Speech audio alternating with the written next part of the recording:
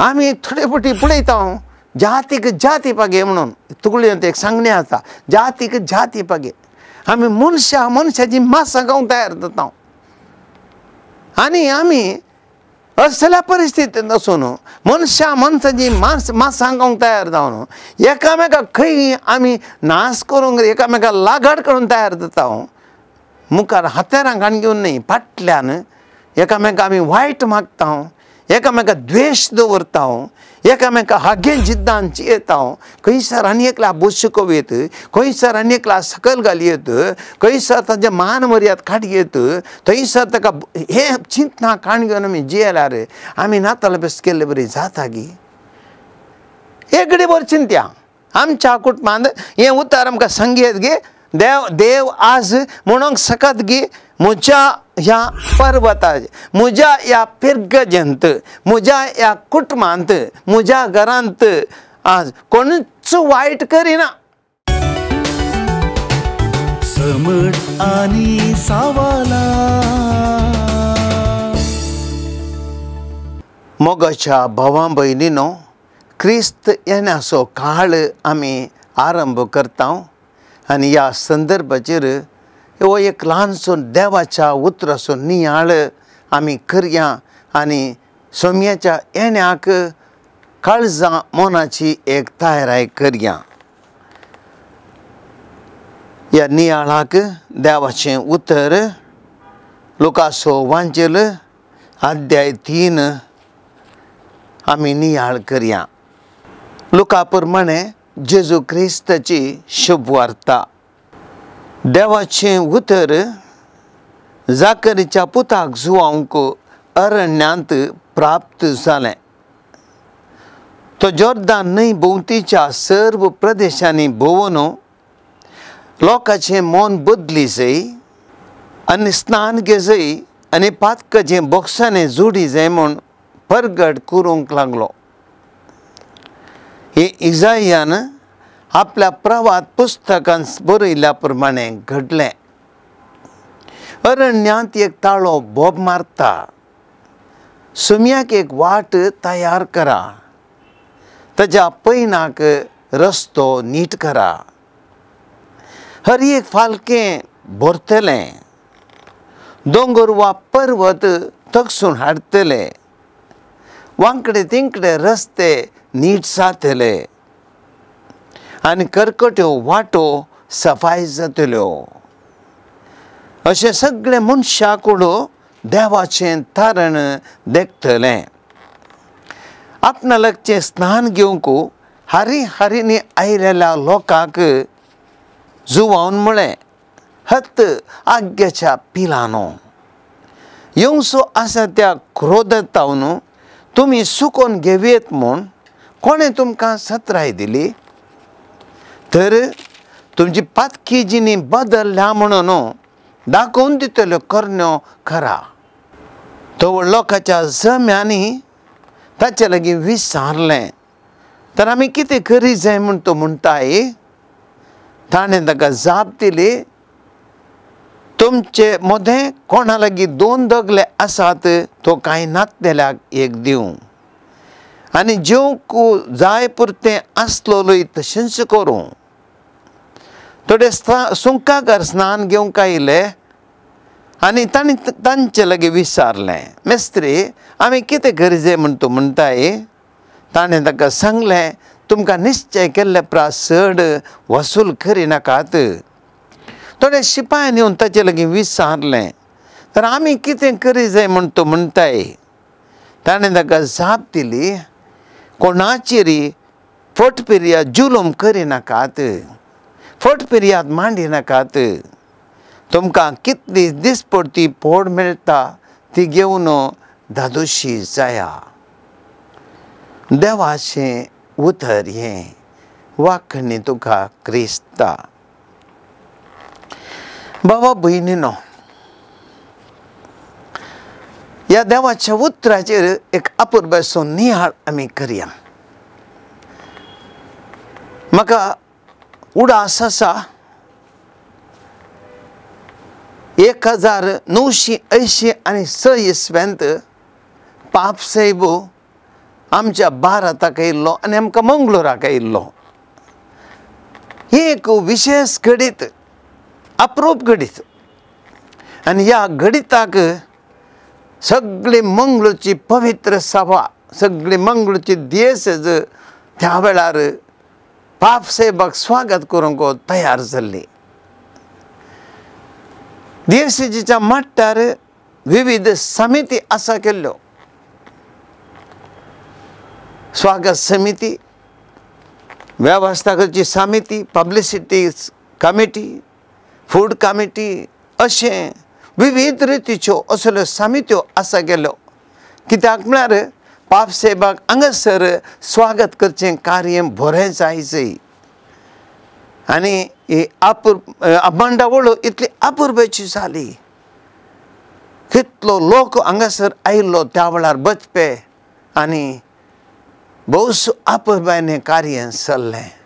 लोक भौसेक संतोशान बरोवन आपल्या घरा पापसेबा पळोवन पाटी गेल्लें घडीत म्हाका अजुनूय उडास आसा.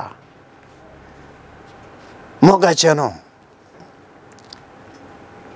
आमी क्रिस्तियनाच्या काळार आसा आनी आमी तयार करनासा. पूण कोणाक?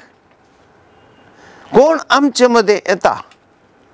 पापसेब न्ही, ह्या कोणी राजकीय मुखेली न्ही, बागार जेजू क्रिस्त आमचे मदें येता.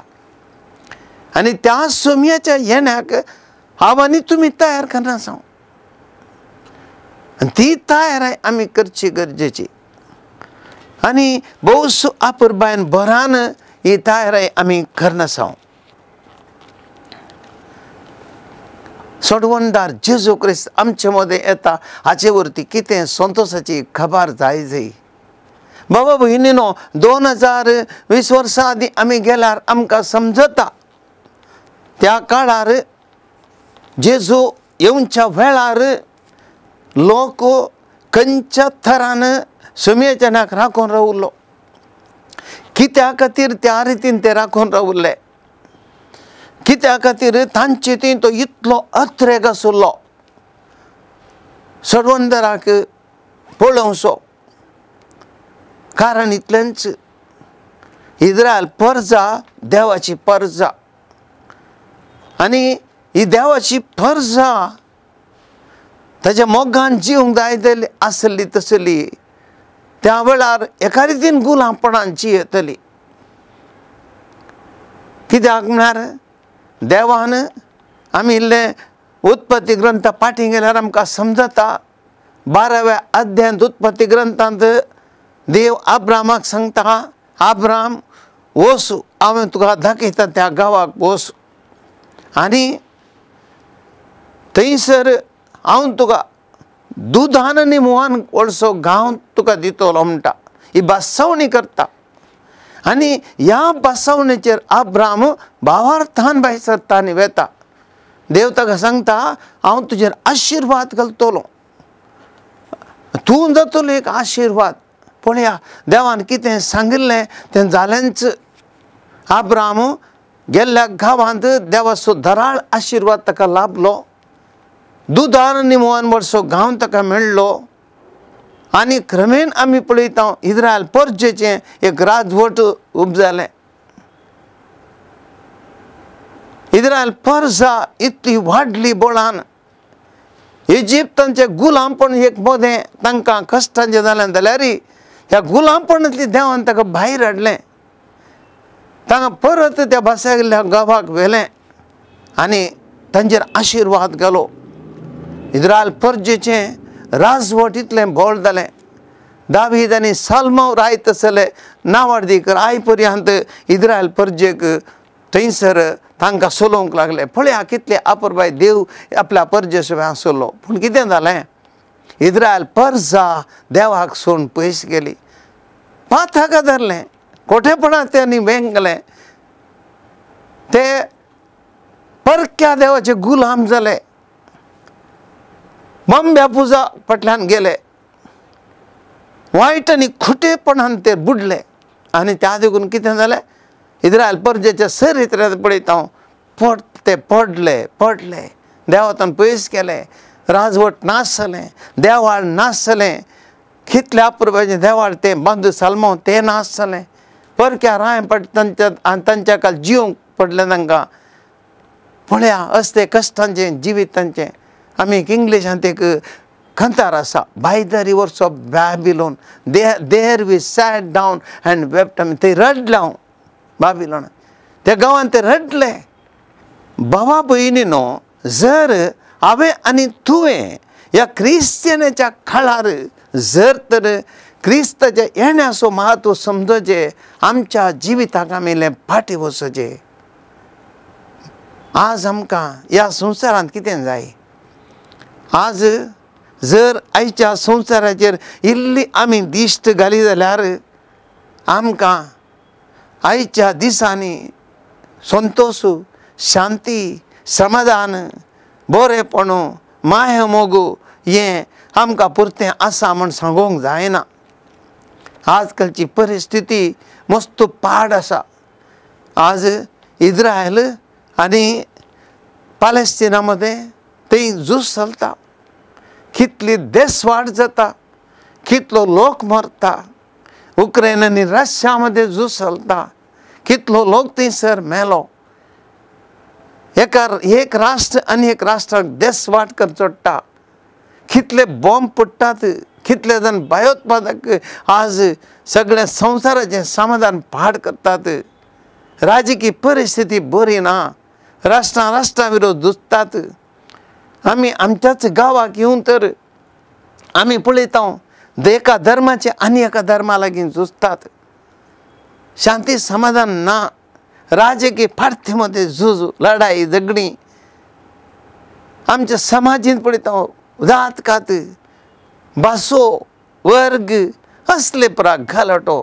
शांती समाधान आसा म्हूण आमकां भोगता गे. आमच्या कुटुंबाक सेव्या. आज आमच्या कुटुंबांनी कितली शांती आसा, कितलें समाधान आसा.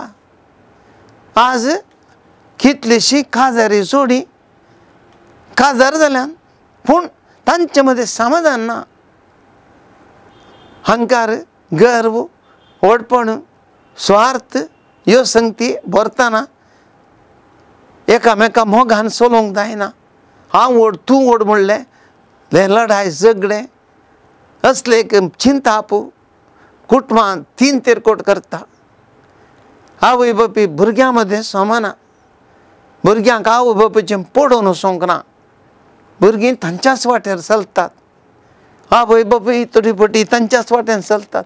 असली परिस्थिती उब जाल्या आमचे मदें. आज कितले कडेन समाधान ना, घरांनी समाधान ना, कुटुंबांनी समाधान ना. आज आमच्या क्रिस्तांव समाजीन पळया, आमचे मदें कितलो समाधान एकवट आसा. मस्त बरी असली परिस्थिती पळयता. भाव भयणीनो, आयच्या संवसारांक आमकां कितें जाय? आमकां जाय शांती, आमकां जाय समाधान, आमकां जाय मोग, आमकां जाय बरेपणू, आमकां जाय एकामेका समजुणी, एकामेका एकवट, एकामेका माया मोग, आमकां देवाचें संगतपण, आमकां तें जाय. असलें आमकां जाय. आमची कुटुंबां उरचें तर आमी तें आमकां गरजेचें. आधुनिकतेच्या वाऱ्याक आमी वाळून वचना, वाड्याक आमी वाळून वचना आसा. आमची मोबायलां आज आमची कुटुंबां पाड करना आसात. कितलेशे कडेन मागणें ना, घरांनी मागणें ना, तेर्स ना. भुरगीं मिसाक वेचें कितलें जाणें उणें केलां. असली परिस्थिती आहा. आमकां खंय तावन समाधान येवचें, आमकां खंय तावन मोग मेळचो, कशें आमच्या घरांत एकवट आसचो. एकेकान आमी आमची वाड धरली तर एका कुटुंबान एकवटान कशें जियोवचें अशें आसता. आमकां भोगना गे. आजच्या संवसारांत जेजूचें येणें आमकां कितलें गरज.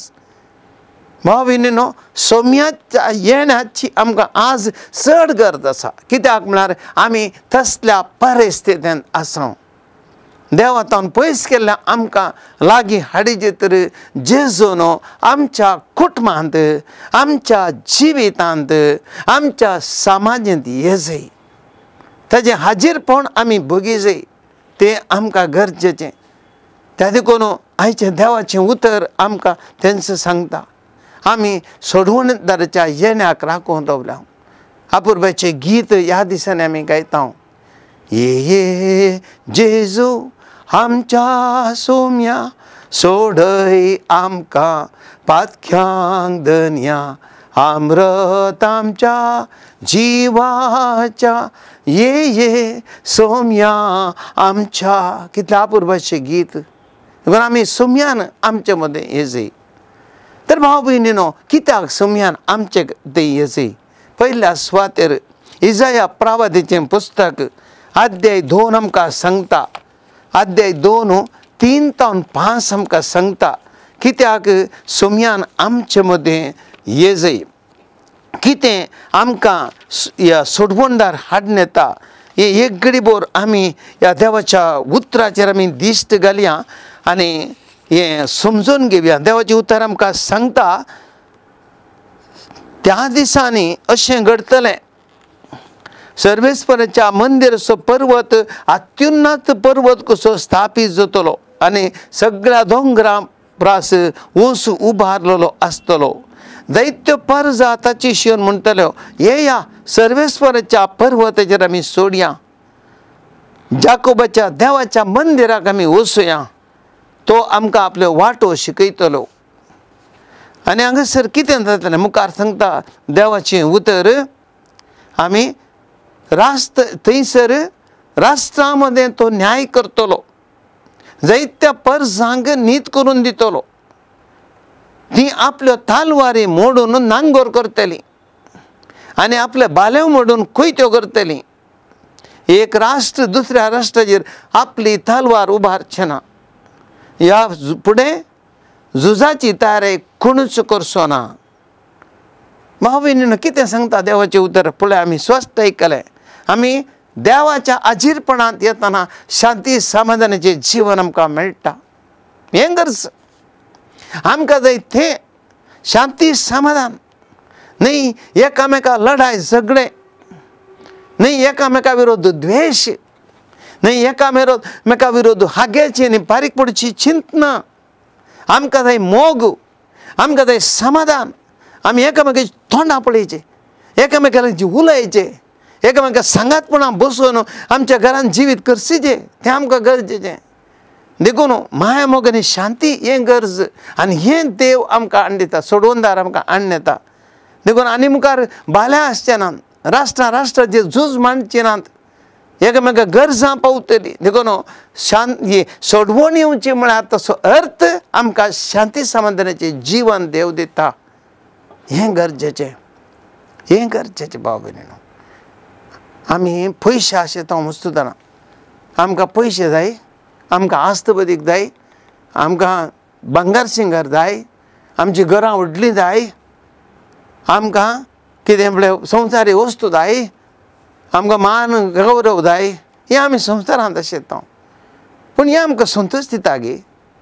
तुजे पयशे तुका संतोश दिता गे. व्हडल्या घरांत जियेल्या तुका संतोश भोगता गे. हे तुजे भांगर मस्त घाल्ल्या तुका संतोश भोगता गे. ना, हें तुका संतोश दिना. तूं तुज्या घरांत कितलें ग्रेस्तकाचें जेवण आसल्यार तुज्या आंगाक लागचें केदाळा. तूं घरा सगळ्या माया मोगान जियेल्ल्या वेळार, मोतीक समाधान आसल्या वेळार, कुडीक भलायकी आसल्या वेळार मात्र, ना तर आमकां समाधान ना. देखून देवाचें उतर स्पश्ट सांगता, आज आमकां जाय शांती आनी सोडवणदार हें हाडून येतलो. आनी मुखार आमकां सांगता देवाचें उतर परत 11व्या अध्यायांत, इजाया प्रवादीचें पुस्तक 11व्या अध्यायांत आमकां सांगता, जेस्सेच्या मुळाक एक कोंब फुटतलो आनी ताच्या पाळांतली एक कोंबरी उपजतली. सर्वेस्परचो आत्मो ताचेर येवन रावतलो. जाणवायसो आनी समजणेचो आत्मो, बुद्धीचो आनी पदवेचो आत्मो, सर्वेस्पराच्या शाणेपणाचो आनी भिरांतीचो आत्मो. सर्वेस्पराची भिरांत ताचें प्रेरण जातली. तो वयल्या वयर पळोवन नीत करचो ना. लोकांचें परमाण आयकून तो परमाण करचो ना. तो प्रामाणीक तरान दुबळ्यांक न्याय दितलो. देशाच्या लानविका खातीर निती निर्णय घेतलो. आपल्या उतराचे बोडवेन देशाक तो मार दितलो आनी आपल्या ओंटाच्या श्वासानं नष्ट्यांचो नाश करतलो.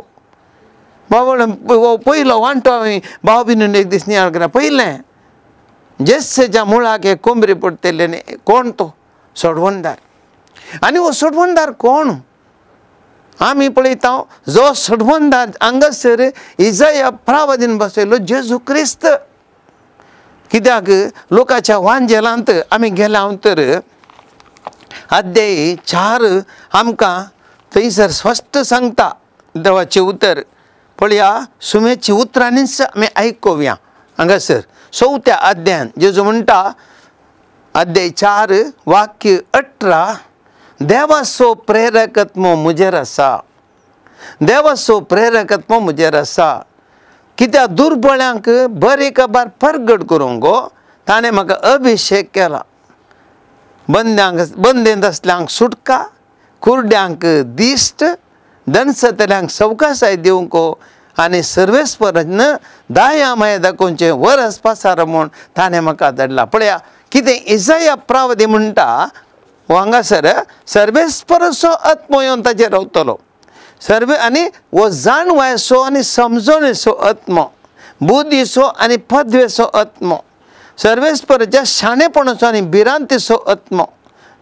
ही सर्वेस्पराची भिरांत प्रेरण जातली. म्हळ्यार भाव भयणीनो समयात पवित्रत्व ताचे ते आसलो. बाप पूत आनी पवित्रत्व ते एक जावन आसले. आनी ह्या पवित्रत्वाचे अभिशेक पण जेजू ते आसले. आनी जे कितें समी करतलो ते पवित्रत्वाच्या बळान तो करतलो. पवित्रत्व सगळें सोलोवन उरतलो. आनी आमकां कितें सोडवण म्हळ्यार कितें?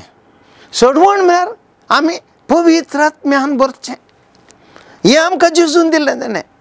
धर्मदूताच्या कृत्यांत अध्याय 2 आमी पळयता. जेजू सर्गार सोडून गेलो, पवित्रत्व तांचेर धाडलो. पवित्रत्व आयिल्ले तक्षण ते त्या स्पिरितान भरले आनी क्रिस्तांव जिणी जिवंक लागले. पवित्रत्वान बरोवन खरे क्रिस्तांव जिणी जिवंक लागले. आनी अध्याय 2 आमी पळयता 40 आनी 2 वाक्य सुरविल्या क्रिस्तांवाची जिणी बावर्त्याचें जीवन. थंयसर अपुरबाय पवित्रत्वान प्रेरीत जाल्लें जीवन कितें म्हणलें धर्मदूताची कृत्यां आमकां स्पश्ट सांगता. थंयसर ते समेस्त धर्मदूतांची शिकवण आयकोवच्यांत, भावपणाच्या एकतरांत, उंडो मोडच्यांत, मागणें करच्यांत आनी मागणें करच्यांत वांटेली जावच्या तिरासानेन आपलो वेळ करचें सुरवेरें क्रिस्तांवां.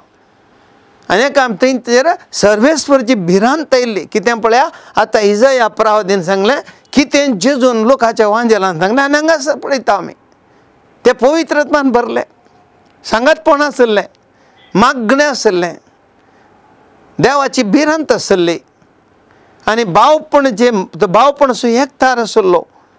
आनी थंयसर अजापां जातालीं, एकामेकाचें वांटून घेताले. तांचे मदें कोणूच गरजेवंत नासले, उंडो मोडून सांगता मेळटाले. हाच्या वत तें कितें जाय भाव भयणीनो? सोडवणेचें जीवन म्हळ्यार हें. सोडवणेचें जीवन म्हळ्यार हें. आनी आज आमकां कितें जाय हें जेजू आयलो ह्या खातीर. खंय तो आयिल्ल्या संवसारान एकवट नासलो, ताणें एकवट हाडलो. ग्रेस्त दुबळो म्हणून तरबेज आसलो, ताणें तो कान वडयलो. सगळ्यांक सांगता जेजू बरसलो. दुबळ्यांक तो पावलो, सगळ्यांक ताणें गूण केली, पिडेस्तांक ताणें आपडले, कोणाक समाजांत पयस दवरल्यान लागीं केलें. ताणें आपलो मोग सगळ्यांक दिलो, सगळ्यांच्या घरा गेलो, सगळ्यां मदीं तो बरसलो. हें जेजूचें जीवन. आनी हें सोम्यान बसयल्लें आम थंयसर हांगा पळयता आमी सुरवेऱ्या क्रिस्तांवां तीं. भाव भयणीन आज आमकां नातालाच्या पेस्ताक तयारी करची ही आमी आदवेंत काळाक ह्या क्रिस्तांच्या काळार आमी हें करीत. पवित्र आत्म्या वरवीं आमी प्रेरीत जायचे. आमचें जीवन पवित्र आत्म्या वरवीं चलाचें. आज आमी संवसारी प्रेरण भरल्या. आमकां दुबळी ग्रेस्त म्हणलो दुबाव आमकां तो आमचे ती मतभेद आसा. दुर्बळ आनी ग्रेस्त म्हणलो एक तर भेदभाव तो आमचे दोन पयस रावचे.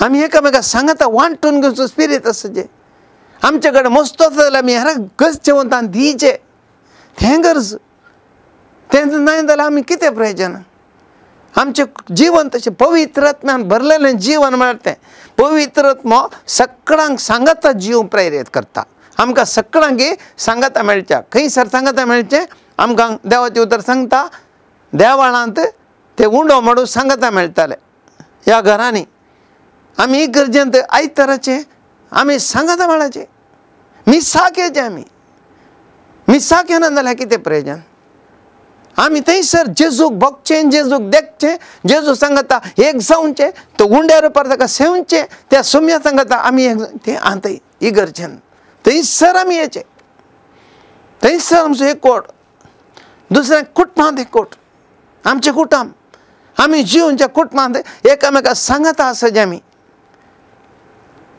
एकल्यान एका वेळार येवचें आनी एकल्यान एका वेळार एकलो सकाळीं उठून गेलो आनी एकलो सांजेर येतून आमी एकामेकाचें तोंड पळयना जाल्यार कुटुंबांत एक सगळें हे सांगता एक रातीचें म्हण एक सांगता तेर्स म्हणून आमर तेर्स म्हणून एक सांगता जेवंक बसना जाल्यार आमची आमची मोबायलां काडून आमच्या आमच्या कुडान बसल्यार खंयसर एकवट जाता खंयसर आमी सांगातपण आसा खंयसर एकामेका सूख दूख वांटूंक जाता खंयसर एकामेकाचे बोगणां समजोवंक जातात खंयसर एकामेकाच्या गरजां पावोवंक जाता कश्ट समजोवंक जाता जायना देखून आमी सोम्यान पळयात तें जे आमकां हाडली सोडून ती खंयसर सोडवण जें कुटुंब आसा तें सांगता आसा देवबिरांत आसा मोग आसा सांगतपण आसा एकवट आसा मागण्यो आसा आनी हें गरज वांटून घेवचो स्पिरीट आसा देखून आज देवाचें उतर आमकां स्पश्ट सांगता आमी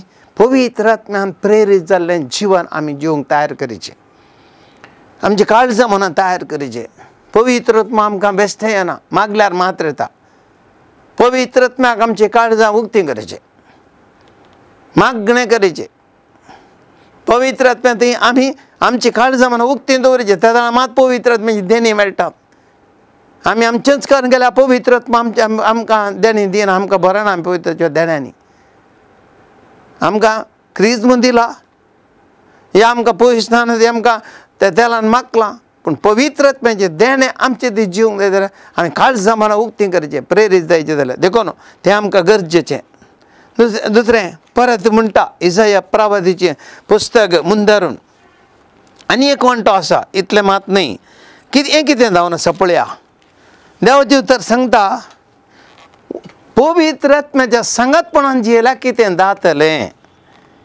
सोम्या ती प्रेरीत जाल्लें मनीस सांगता जियेतना कितें जातलें 6व्या वाक्यांत हांव सांगता इसाया प्रवादीच्या पुस्तकांत 11व्या अध्यायान सुणे वागाट शेडये सांगता जियेतलें बोकडे पील चिट्ट्या वागा सांगता कुशीक आड पडतलें वासरू आनी शिव सांगता सरतेलीं आनी एक ल्हान भुरगो तांकां राखतलो गाय आनी आस्वेल इश्टागतीन आसतलीं आनी तांची पिलां सांगता न्हिदतलीं शिव बैला भशेन तोंड कातलो दुदाचें बाळशें सोरपाच्या बिळाचेर खेळटलें ल्हान भुरगें आग्गेच्या बिळांत हात घालतलें म्हज्या आख्ख्या पर्वताचेर कोणूच वायट करिना कोणूच देसवाट करिना कित्याक जशें दर्याक भरती येता तशें पृथ्वी सर्वेस्पराच्या गिन्यानान भरून येतली भाव भयणीनो कितलीं आपुरबायचीं उतरां कितलीं आपुरबायचीं उतरां आज आमची सोडवणार हें जायचें आमी जायते जाणां भावा भयणीनो आमकां क्रिसमस म्हळ्यार आमी क्रिसमसाक तयारी करचें म्हळ्यार आमी भायल्या तयारेचेर पडटा आमकां इल्लेशें Christmas cake Christmas dress Christmas tree गर्दनसो गोटो आनी कितें आमच्या घरांत स्टार घालचें आनी भायले क्रिसमस पार्टी अरेंज करची हें भायलें बाबा भयणीनो देवाचें उतर हांगा कितें सांगता एका घडयेचें आचरण न्हय सुणे वागाट सांगता जिवचें म्हळ्यार आमचें थंय आसलें एकामेका विरोध पूण आसलें पयस वचचें आमी थोडे फावटी पळयता जातीक जाती पागे म्हणून तुगुल्यांत एक सांगणें आसा जातीक जाती पागे आमी मनशाची मांसां खावंक तयार जाता आनी आमी असल्या परिस्थितींत आसून मनशाची मांसां खावंक तयार जावन एकामेकाक खंय आमी नाश करूंक एकामेकाक लागाड करून तयार जाता मुखार हातेरां काण घेवन न्ही फाटल्यान एकामेकाक आमी वायट मागता एकामेकाक द्वेश दवरता एकामेका हागेन जिद्दान चयता खंयसर आनी एकल्या बुसकोवेत खंयसर आनी एकल्या सकयल घालयत खंयसर ताजे मान मर्याद काडयत थंयसर ताका हे चिंतना काण घेवन आमी जियेल्यार आमी नाताल बेस केल्ले बरी जाता गी सुण्यांनी वागाट सांगाता जिवन जाता गी बोकडे पेल चिट्ट्या वाग्याच्या कुशीक आड्डावंक जाता गी तांकां हांव सोडटा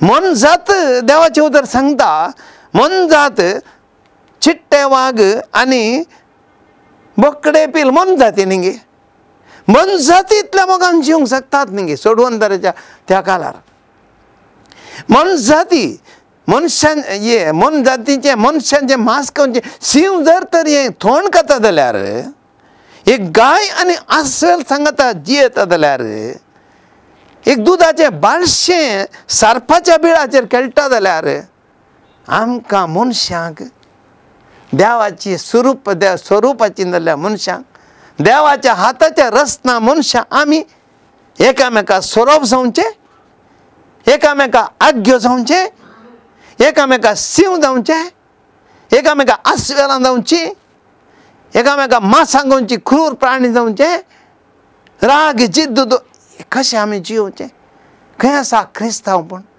खंय आसा आमी जीव देवाक मानूची जिणी भाव भयणीनो आज क्रिस्तियान सकाळ आमी ही बदलावण हाडची ही बदलावण जायची ना तर कांय प्रेचन ना क्रिस्मस येता आनी वता पूण सोम्या सांगिता जिवचे जिवन मोगाचें समाधानाचें शांतपणाचें तें मुंदारून वचचें तें मुंदारून वचचें जिवीत आसा थंय देखून देवाच्या उताराक कालें सांगता तर म्हज्या आख्या पर्वतार पवित्र पर्वतार कोण वायट करिना कोण देसवाट करिना आमकां साथ जायत गे एकडे भर चिंत्या आमच्या कुटुंबांत हें उतार आमकां सांगयत गे देव आज म्हणूंक शकत गे म्हज्या ह्या पर्वतार म्हज्या ह्या पिर्गजेंत म्हज्या ह्या कुटुंबांत म्हज्या घरांत आज कोणूच वायट करिना कोणूच देसवाट करिना धैर्यान आमी सांगयत गे भाव भयणीनो आमचे कडेन आसा जाप जर आमी खरी तयारी करता जर आमी बरें मन करता ह्या क्रिस्तांच्या काळार देवाचें उतर स्विकार करता त्या देवाच्या उतरा प्रमाणे आमी जियेता खंडीत जावन आमकां हें साथ जातलें पवित्र आत्म्यान भरिल्ल्या जिवितांत मात्र हें करूंक साध्य नंतर जायना देखून आमकां स्पश्ट देवाचें उतर सांगता क्रिस्त येण्याच्या काळाची तयारी काळजां मनाची आत्म्याची तयारी भायली न्ही ही तयारी आमी करची काळजां बदलचें चिंता बदलचें मनोस्थिती बदलाची आमचे भितरली बोगणां बदलाचें तो राग द्वेश बदलाचे एकामेकाक आमकां तें कितें म्हळ्यार आमी दोन गाणें भितर बदलाचें काळीज नितळ जायची आमची काळजां मेळ्ळी जायना आमचें काळीज त्या सर्पाच्या बिळाक हात घालतना जर तर तें भुरगें धैर्यान आग्याच्या बिळाक हात घालूंक शकता तर म्हळ्यार आग्यो तसलो बदलता तर सोरोप बदलता तर आमकां मनशांक कित्याक बदलूंक जायना आमचे काळी सर्पाच्या बिळा बरी करयत गे आग्याच्या बिळा बरी करयत गे बरें एक सवाल आमच्या मुखार आसा आमी जाप दिवया तयारी कर हें गरजेचें मुखार आमकां सांगता देवाचें उतर परत आनी एक कितें आमकां सफळ इजाया प्रवादी सांगता 35व्या अध्याय 25व्या अध्यायांत 25व्या अध्यायांत आमकां मुखलें उतार सांगता सो आमी सांगतपणान जियोवचें म्हळ्यार हें देवाच्या पर्वताचेर एक जेवण दादोसकाय भाव भयणीनो आमकां देवाचें उतर सांगता दळबारांचो सर्वेस्पर ह्या पर्वताचेर म्हज्या सगळ्या परसांक एक व्हड जेवण तयार करतलो. सर्बेच्या मांसांचें आनी परण्या दाका सोऱ्याचें जेवण, साराच्या आनी सर्बेच्या मांसांचें गाळून काडलेल्या परण्या दाका सोऱ्याचें. पळया हें जेवण म्हळ्यार आतां कितें आटापता? दादोस काय संतोश. एक बरें जेवण करचें म्हळ्यार थंयसर उदारपण जायचें. हे बरें जेवण करचें म्हळ्यार बरें मन जायचें. त्या काळजाचें मनशाचें जेवण दितल्या मनशाचें मन बरें जायचें. आनी खंयसर परिवर्तन आसा थंयसर मात्र साथ जाता. देखून भाव भयणीनो, बरें तरान आमी जर ह्या नातालाच्या फेस्ताक तयार जाता, आमचें कुटाम देवाचो पर्व जाता. देवान तयार केल्लें हें जेवण कंगी पयस त्या गुड्यार न्हय, हांवें आनी तुवें जियोच्या कुटुंबान, आमच्या फिरगजेन, आमच्या वाड्यांत, जियोच्या समाजान तो आमचो पर्वत. थंयसर जेवण तयार करता, पयस न्हय, हो ती रोमांत न्हय, अमेरिकान न्हय, आमच्या घरा, आमच्या कुटुंबान थंयसर सर्बेच्या मांसांचे परण्या दाका सोऱ्याचें जेवण, साराच्या सर्बेच्या मांसांची गाळून काडल्या परण्या दाका सोऱ्याचें जेवण. म्हळ्यार उन्नती अपुर्बाचें. आमकां एक उडास आसा. म्हाका ल्हान आसतना आमी काजाराक येताले. हांव ल्हान आसतना काजाराक गेल्यार आमी जेवल्या उपरांत आमकां आताक परमळ्योचो सार आसो. तो आतां तो सार ना, तो त्या काळाचो सार. तितलो परमळ येतालो त्या साराक. जे काजाराक गेल्ले म्हण आमकां कळटालें. ती एक परमळ तो. भाव भयणीनो, आज आमकां देवाचें उतर सांगता पळया, आमी क्रिस्तांव जिविताचे स्वाद, क्रिस्तांव जिविताचो मोग, क्रिस्तांव जिविताचें बरेंपण तो परमळ. सोम्याच्या जेवणाक आमी गेल्ले ह्या आमच्या घरांत, आमच्या कुटुंबांत आमी जर तर देवाच्या मोगान आसा म्हूण कळ्ळें जाल्यार तो स्वाद पळया आमकां पळयल्याक साना आमचें जिवन जिवोवची रीत, आमचें उलोवणें, आमचें चिंताप, आमच्यो करण्यो तें तो परमळ, सारासो परमळ. तो आमचें जाय, तो आमचें थंय जायचें. तें व्हडलें जेवण.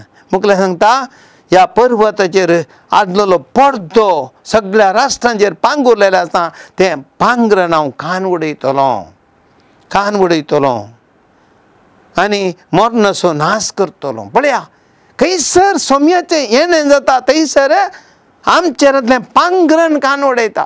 पांगरण आमी दामचें आनी मुखार आमी तें आमचें थंय तें पांगरण आसचें ना. आमकां आमी पळयता थोडे फावटी एक सुइसायड घे आनी कालें जाल्यार तें मन तें ताचेर लुगाट घालतात, कावार करतात. आमचें जिवन तशें जाता. आमकां भगवानचें पांगरण तें आमचें वायट आमी केल्लें तें आमी पळोवंक जायना, तें आमी पळोवंक नजो, तें दांपून आसचें उक्त्यावंक नजो, तें पांगरण तें घाण उडयतले. आमी जिवंत मनशां जातले हांव आनी सासणाक देव आमचो मरणाचो नाश करतलो. भाव भयणीनो, कितें अपूर्ब देवाचें उतर आमी जर तर नियाळटा, कितें अपूर्बाची तयारी करयेत. आनी त्या देखून हाका गरजेची इतलें हांवें सांगलें, सोडवूनदार येता इतलें बरेंपण जातलें. तर हाका कितें तयारी करया, हें तयारी कशी करची. देखून इसाया प्रवक्त्याचें पुस्तक अध्याय 40 आयजाया 40 थंयसर ही तयारी कसली जायचे गे म्हण तो आमकां सांगता. एक घडी भर आयकुया आमी. तो सांगता देवाचें उतर अरण्यांत अध्याय 40 वाक्य 3 तावन. एक ताळो बोब मारता, अरण्यांत सर्वेस्पराक एक वाट तयार करा, पाड पडिल्ल्या प्रदेशांत आमच्या देवाक रस्तो नीट करा. हर एक पालखें बरोवन येवं दी, हर एक पर्वत आनी दोंगर सामातट्ट जावं दी, उंच सकल सुवात सपाट जावं दी, फोंडकुलो आसलो जागो मैदान जावं दी. तेन्ना सर्वेस्पराची महिमा परगट जातली. सोमा सांगता देवाचें उतर सारकें कितें आमी करी जाय. अरण्यांत ते ताळो बोब मारता, आमच्या देवाक एक वाट तयार करा. भाव भयणीनो, एक सवाल आमकां विचारया. नाताळाच्या फेस्ताक आमी तयारी करन जावं लागीं आसा. देवाक आमचे ती येवंक वाट आसा गी? ही आमची वाट ब्लॉक जाल्या. हांव थोड्या तेंपा आदीं एका पिरगजेंत आसतना बेजमेंताक गेल्लो. ह्या बेजमेंता येताना थंयसर त्या घराची वाट ताका आड घाल्लें. आमी खंयच्यान वचून एका घरा त्या घरा बेजमेंता पावचे जाल्यार म्हाका हितून आयलें. हांवें चिंतलें अपुरबाची वाट आसून एका मनशान ती वाट आड घालां. पळया कितले कश्ट. आतां आमी आमच्या घरांनी आमच्या काळजांनी देवाक वाट आसा गी? आमचे ती आमी दोऱ्या घालून दवरल्यात गी, वय घालून दवरल्या गी, खांटी घालून दवरल्या गी.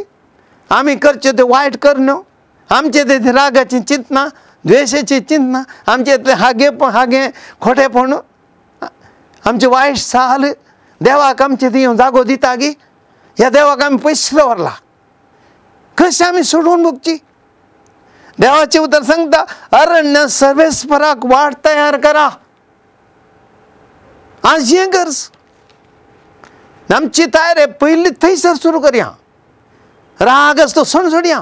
काल्याक राग, कितले वर्सां राग, काल्याक द्वेश, काल्याक कोणा विरोध उलोवचें, काल्याक कोणा विशीं आमी बेश्टे हागेन दवरचें. कित्या पारीकपण, कितलीं वर्सां राग दवरचो? उलोवंक जाय न्ही. देवान जीब दिल्या, उलया. देवान पांय दिल्यात, या तांच्या घरा, रागतल्याच्या घरा. देवान हात दिल्यात, हात मेळया तांकां. देवान तोंड दिलां, उलया तांचे लागीं. देवान दोळे दिले, पळया तांकां. तोंड दिलां, हांसोंक एक स्मायल दिया. राग द्वेश घाल्या, थंयसर देव आसा, थंयसर देव आसा. देखून देवाक आमी वाट तयार करचे. आनी पाड पडलेल्या प्रदेशांत आमच्या देवाक रस्तो नीट करा. पाड पडल्या देशांत आमचें मस्तानाचें जिवन पाड पडलां. कितलीं जाणां आमी मिसाक वचना, कितलीं जाणां आमी कुमसाराक वचना, कितलीं जाणां आमी त्यात्त पोरण्यांचें जिवन आसा, बदलावण ना, तेंत सदांचें जिवन. पाड पडलेले प्रदेश जालां आमचें जिवन. पाड पडलेलीं कुटुंबां जाल्यांत आमचीं कितलीं. आमच्या घरांत मागणें ना, आमच्या घरांत माय मोग ना, आमच्या घरांत एकामेकां आमी भाऊ भयणी वळखूंचें तसलें वातावरण ना. फकत आमकां पयशे आस्त बदीक हें. पाड पडले प्रदेश, पाड पडलीं कुटुंबां, पाड पडली पिरगज, पाड पडलो वाडो, पाड पडले समुदाय. भाव भयणीनो, देवाचें उतर सांगता, पयले ह्या पाड पडल्या प्रदेशांत आमच्या देवा रस्तो नीट करा. आमच्या देवान येसय पाड पडले कडेन, पाड पडल्या कुटुंबांनी, पाड पडल्या पिरगजांनी, पाड पडल्या आमच्या घरांनी, पाड पडल्या काळजांनी आज देवान येजे बदलावना डोको. हर एक पालकें बरोवन येवं दी, हर एक पालकें बरोवन येवं दी. पर्वत आनी दोंगर समातट जावं दी. कितलेशे पोंड आसात आमकां, आमी इंत करंगान गेल्ले, नाका दिल्ले कामांनी, वायट कामांनी आमी पोंड करून दवरल्यात. ह्या पोंडांत आमी इंत पडटा. देखून आमी पडच्या आदीं आमचें पोंड भरया, समातट करया. कितें आमचे देहांतलें राग द्वेश सगळें सोडया, दुस्मानकाय सोडया आनी सोम्याक आमी जागो तयार करया. भाव भयणीनो, हें गरज. देखून मुखार ना पोंड पड कर सगळें आमी काण त्या दळा महिमा जातली. आमची तयारी करचें, आमी देवाक महिमा दिवचें तशी जायचे. आमी हें सोडल्या वेळार मात्र देखून देव आमकां विशेश रितीन आज उलो दिता. आखरेक भाव भयणीनो, आमी ही वाट तयार करचें. आनी आमकां मार्काच्या वांजेलांत, ह्या लोकाच्या वांजेलांत ती जेजू आज आमकां तेंच सांगता. वडोल आमी वाचलें तें उतर आमकां परत्यान सुमी उडास करता. आज एडिशन आज आमी आयकल्या त्या वाचपांत आमकां थंयसर जो आमी उडास करता तींच उतरां आमी कितें करी जाय. जो हांव म्हणटा तेंच उतरां. अरण्यांत ताळो बोब मारता, सोम्या वाट तयार करा, ताच्या पयना रस्तो नीट करा. हर एक पालकें भरतलें, दोंगर वा पर्वत तगसून हाडटले, वांकडे तिंकडे रस्ते ते नीट जातले, खरकटे वाटो सफाय जातल्यो, मनशाक देवाचें तारण देखतलें. भाव भयणीनो, असली परिस्थिती येवं दी. ह्या वर्साचें क्रिस्मस आमकां असलें जायचें. नीट वाटो तर समतट सुवात पालकी आजिल्ली तरपली लेवेल सपाट वटो मनशाकूळ तारण देखजे हें गरज हें करी जाय जाल्यार एक मेट आमी मुखार वचूंक देखून थोड्यो संगती हांव आखेर करतना तुमचे मुखार दवरतां. पयल्या सुवातेर एक सर्वेस्पराक वाट तयार करया आमी येदोळ सांगले बरी. दुसरें पाड पडलेले प्रदेश नितळ जावन दीत. आमी हें गरज आमी क्रिस्मसाक तयाराय भायली करच्या वरवीं चड आत्म्याची तयाराय करया. काळजां मनां बदलिया, जिणी बदलूंक प्रयत्न करया, घरांत जीवन बदलूंक प्रयत्न करया, पाड पडलीं क्रिस्तांव कुटुंबां जिवी करया, पाड पडलें आमचें जीवन नवें करया. तिसरें वांकडे रस्ते नीट करा, वांकडे रस्ते नीट करा. आमी कितलींशीं जाणां वांकड्या वाटेनी चलोवन आसा. आमची साल कितल्या जाणांची बरी ना. आमी बायलान बरीं जावन आसा पूण आमची साल कितली गी भायर आसा.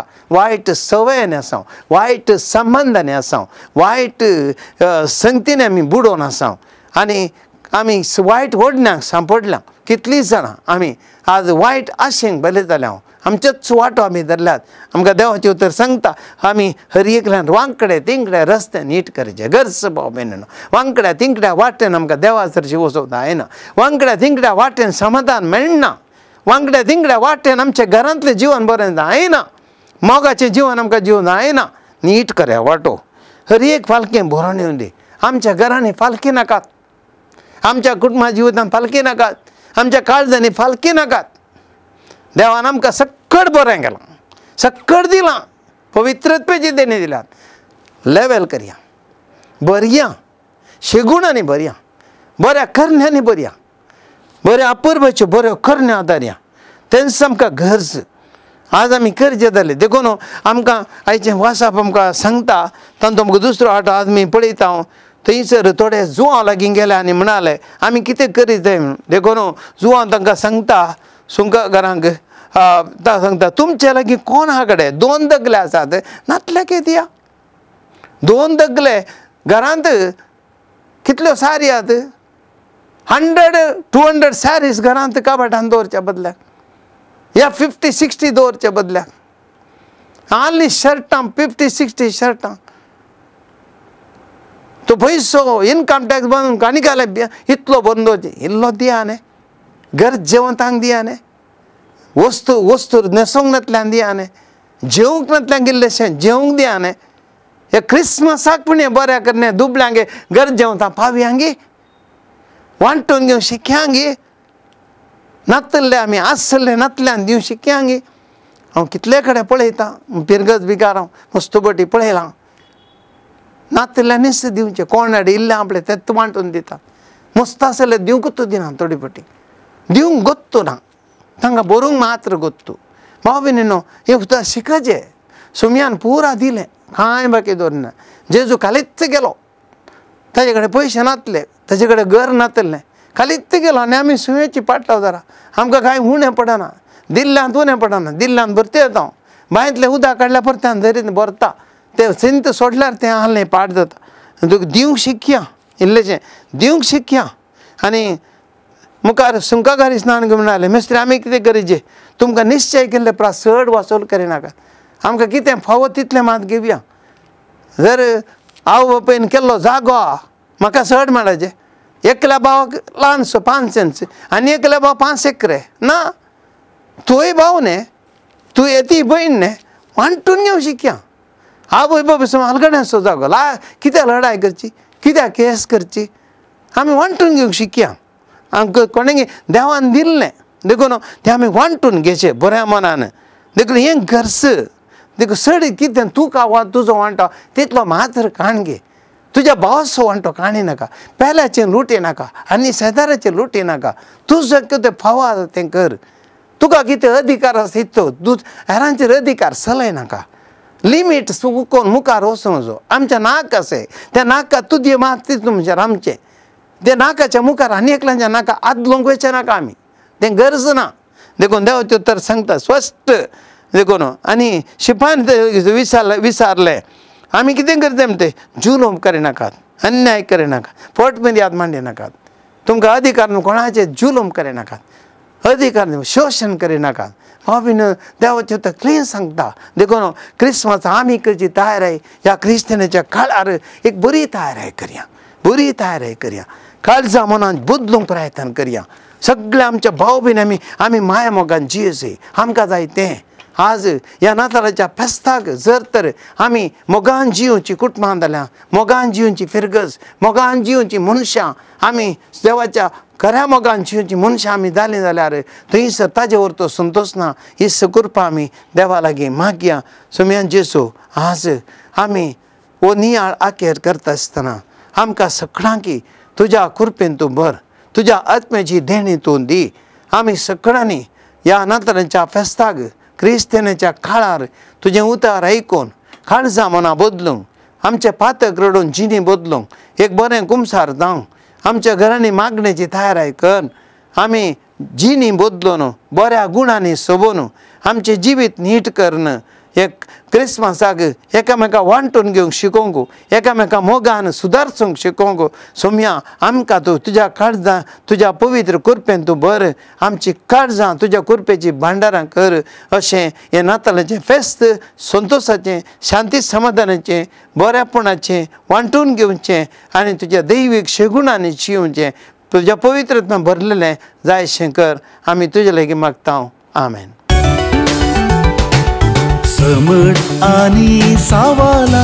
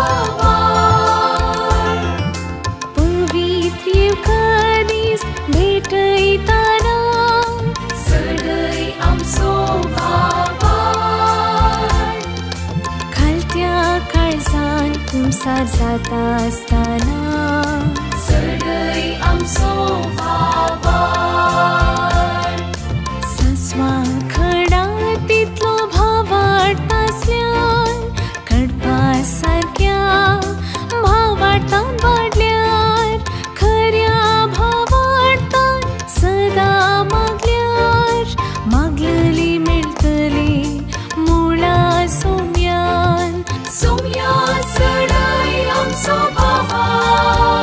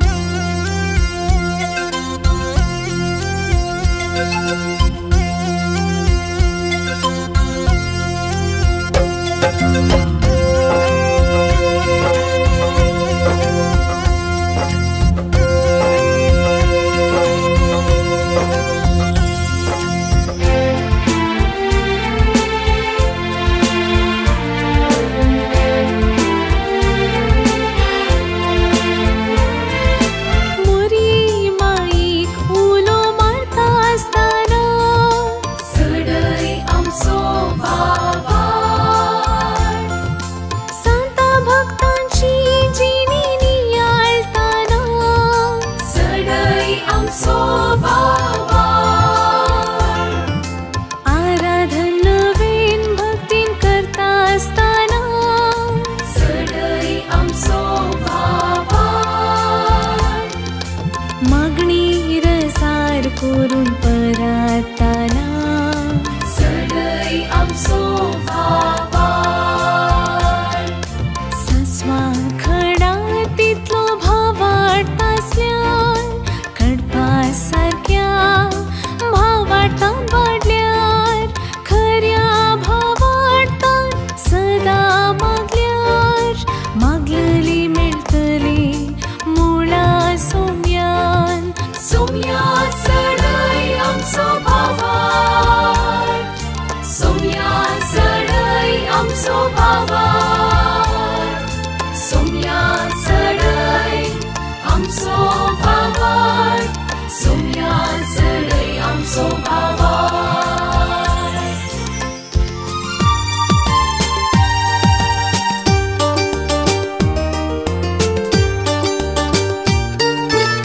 समर्थ आणि सवाला हर एका आयतारा संजे 8 वरार तुमच्या डिवाइन वर्ड टीव्हीचेर कॅनरा कम्युनिकेशन सेंटर फेसबुक आणि यूट्यूब चॅनलाचेर राखून रावात तुमच्या सवालांक जापी आपणायात दुबाव पयस करा आणि क्रिस्ती जिवीत ग्रेस्त करा.